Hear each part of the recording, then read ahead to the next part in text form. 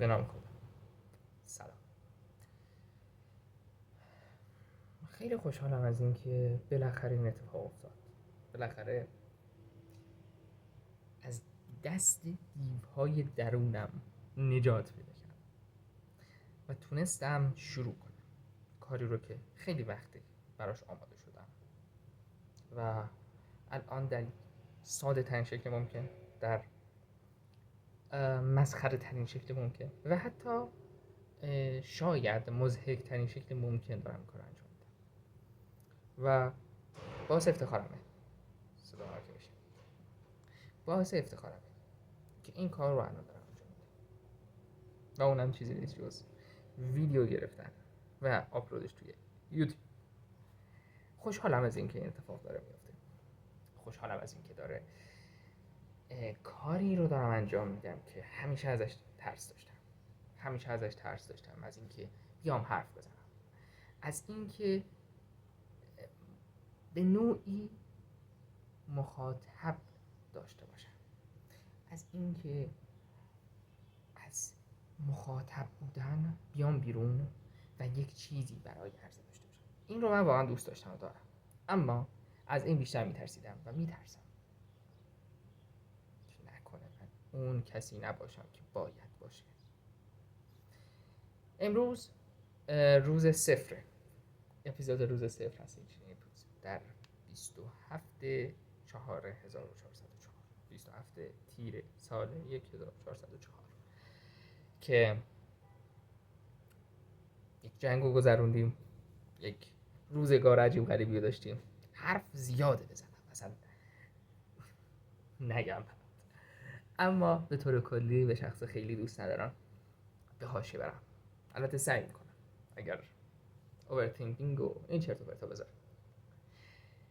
به طور کلی دلیل این که چرایی این که اینجا مهمترین، بهترین و شاید کاملترین توضیحی که میشد براش داد همون اول ویدیو بود. یعنی یک آدمی که کمالگراست، اهمال کاره و خیلی خیلی خیلی خیلی خیلی زیاد استانداردهای عجیب غریبی داره، یک فراستی درونی داره که به هر چیزی که میاد جلوش میگه مقواست، به درد نمیخوره و چیه. امروز تمام تلاشم رو کردم. یعنی الان منی که میبینید اگر 1 ماه پیش، 1 سال پیش، 2 سال پیش اگر اینجا بودم و اگر این کار میکردم پنیک میکردم و الان یک جورایی دارم رویام زندگی میکنم. یک ماراتونی رو دارم شروع میکنم که شروع کردم که به نوعی روبرو شدن با تک تک ترس ها، که یکیش که مبادا من کافی باشم، دومیش مبادا کاری که میکنم درست نباشه، سومی آیا این کاری که انجام میدم کیفیت داره یا نه، الی ما شد. و همینطور روبرو شدن با یک جامعه ای هست که مطمئنم هم نسلای من، مطمئنم هم سن سال من باش روبرو میشه و اون هم چیزی نیست جز فومو یا fear of missing out، چیزی نیست جز اهمال کار، چیزی نیست جز کمالگرایی و همه اینها، مجموعه اینها کنار هم دیگه باعث میشه که ما تعلل کنیم، باعث میشه که ما زندگی رو زندگی نکنیم، باعث میشه که ما فرار کنیم از زندگی کردن. همین اسکرولینگ، امیدوارم تلفظ ها رو درست بگم، اسکرولینگ به معنای واقعی یک کلمه مهمترین نشونی هستش برای ما، برای این اصل ما، که ما داریم میترسیم، ما داریم فرار میکنیم و ما داریم از خودمون، از زندگیمون، از نفسمون، از وقتمون، از همه چی، همه کس داریم فرار میکنیم. و حضور من اینجا یعنی روبرو شدن من با ترس هام و چیزی که دوست دارم انتقالش بدم. از شما مخاطب ها، از هر کسی که میبینه، هر کسی که منو مسخره میکنه، هر کسی که تیکه میندازه، هر کسی که هر چی که دلش میخواد بگه، همه رو میشنم و میخونم و قطعا اگر بتونم جواب میدم. میخوام که با ترس هاشون روبرو بشم، همونطور که من دارم روبرو میشم.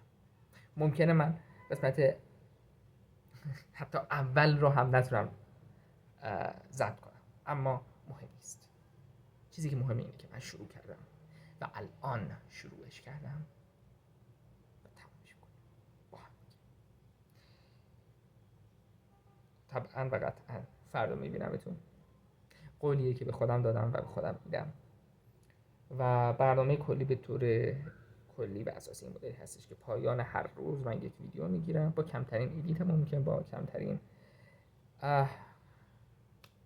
دستکاری ممکن، صرفا در رابطه با این قضیه که من امروز چی یاد گرفتم، چه چیزهایی رو تونستم متوجه بشم و اساسا امروز من چجور گذشته.